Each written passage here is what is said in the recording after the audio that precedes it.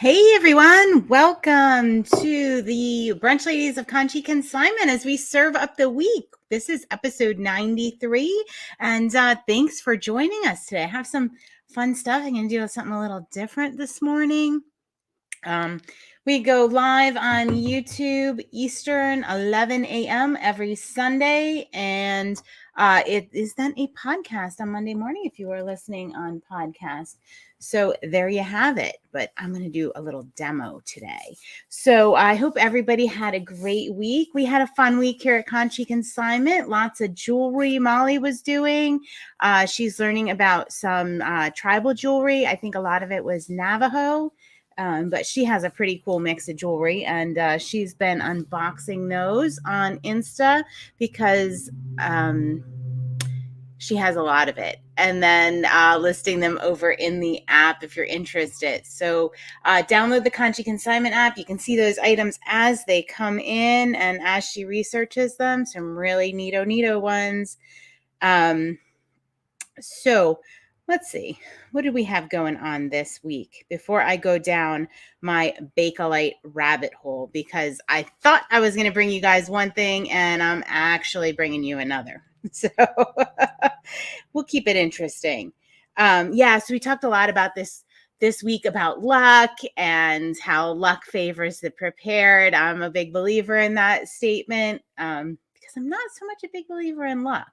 But I think if you're ready for an opportunity and you put yourself out there, then that's what we call luck. So, prepare yourselves. And I hope you're using those word of intentions to do so for the year.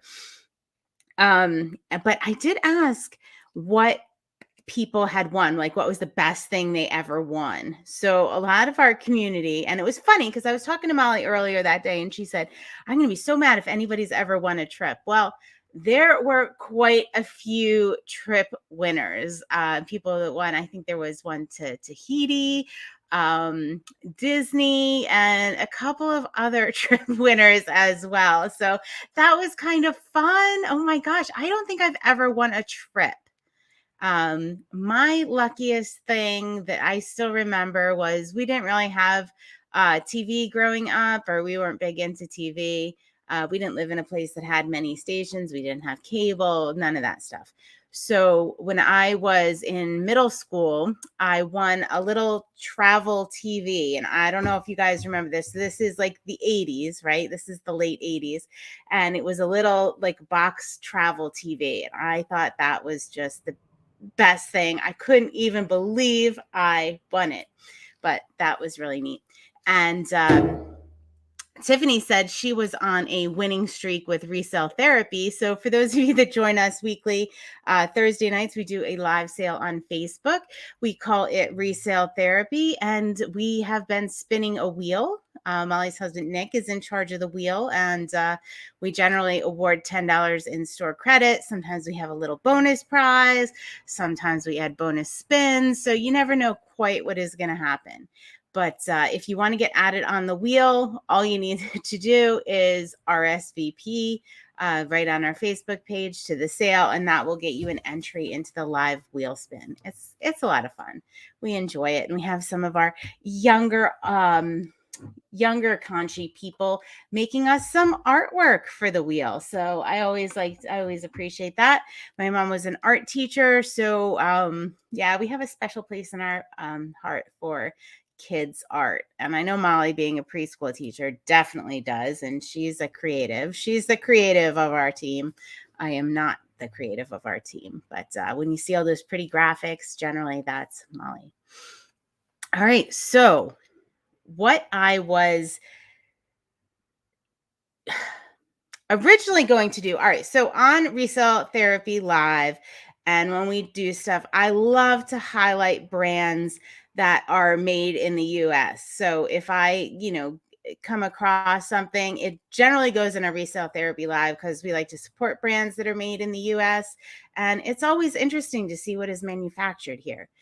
So this week I had some Henschel hats, and they are made in the USA. So I'm going to do a little research for next week and talk about the hats and the brand, because I had promised a couple weeks ago that I was going to show you guys some Bakelite bangles.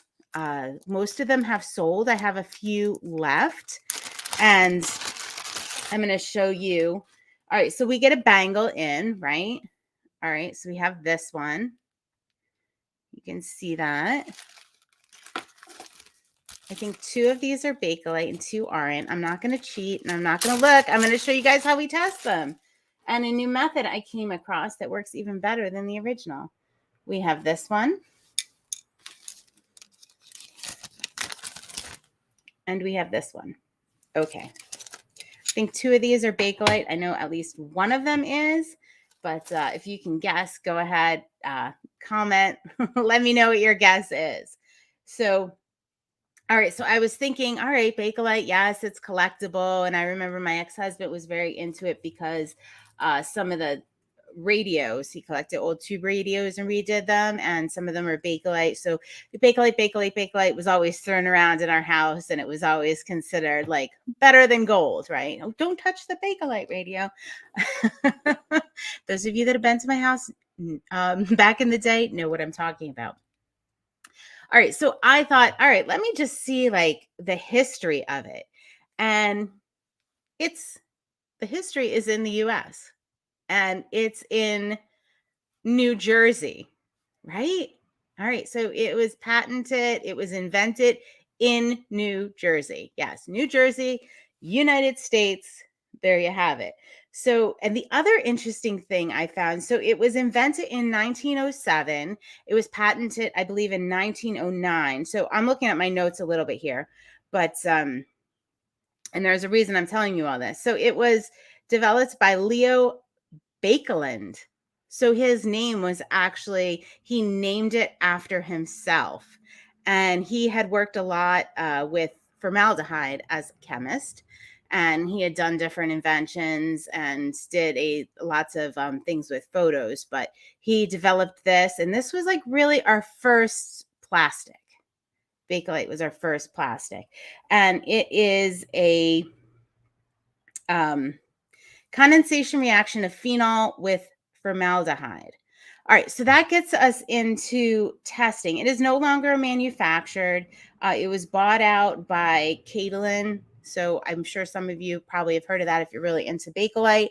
They bought that, and they were the ones that were manufacturing it and developed all the marbling that we see today. But if you look it up, you'll find a wealth of information. But I just thought that was so cool that it was like in New Jersey. It was invented here. It was really the first plastic, and it was at the turn of the last century. So pretty neat.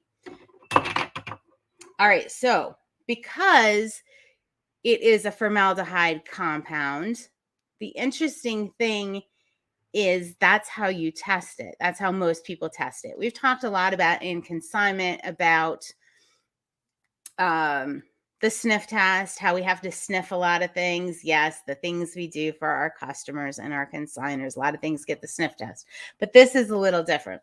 Okay, so the traditional way is you rub you take, you have the bangle, right? And you can take a little bit of alcohol. So I'm going to take a little bit of alcohol and just rub it on there. And then you do a nice little sniff test. And if you smell formaldehyde, guess what? You have that Bakelite compound. So it's as simple as that. It's made from formaldehyde. It smells like formaldehyde.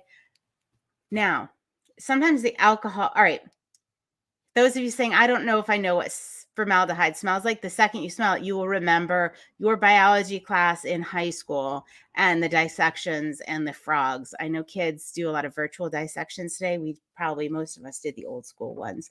But that smell will come rushing back to you. You will absolutely know what formaldehyde smells like. Oh, and look.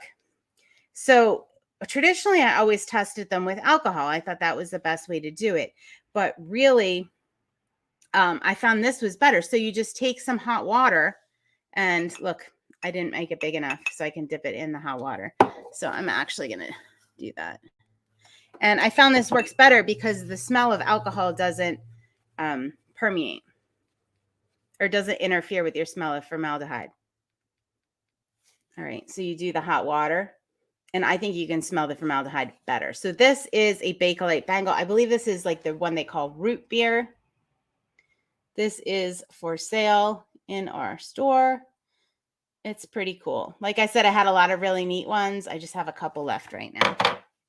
All right. So next up, we have this one. This does not look like Bakelite at all. I believe it's acrylic, but let's just do the test.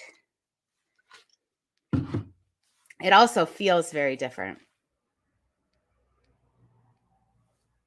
Yep. All right. So I definitely like the hot water test better, but since my cup isn't big enough, I wasn't thinking, I guess, about that. You just dip it in for like 10 seconds, and I think that works great. All right, so we have the yellow bangle. Yep, I smell the formaldehyde, and check this one out. Isn't that neat? Love that bangle. If you guys are listening on podcast, you can hop over to YouTube, or you can check out our social media. I have pictures of that there. All right. Oh, the smell of high school biology class. Love it. All right. So that's what I have for you guys today. Next week, I'm going to be talking about the Henschel hats. I'm hoping they have like a cool story being made in the USA. A lot of brands do have a really neat story. And like I said, you can find out so much about Bakelite online. And I just am fascinated by it. I know it looks really cool. It's really collectible. The marbleized stuff came second. The opaque ones came first, and it wasn't until Caitlin bought it and they did all the marbling and stuff.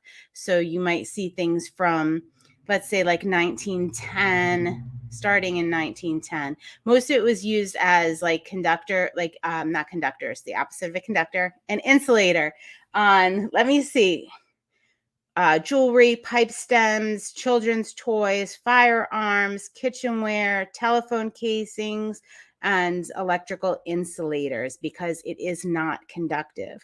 So that was really was the revolutionary thing for that, and it really sparked some like commercial success to develop other synthetic plastics. Now, I know plastics might be the bane of our existence, but this is where they started. This is the history of it. I like the collectible aspect of it. I know a lot of us are eliminating plastics in our lives now and doing our best to do so, but I think the history of it is really cool. I think the collections are really cool. If you see an old radio and you were out and about, or let's say you're at a yard sale or garage sale and you want to quickly test and see if something is Bakelite, you can do it, heat it with friction. Like if you have a pair of jeans on and you have a bangle, you can rub it really quickly on like a surface like that and do the sniff test.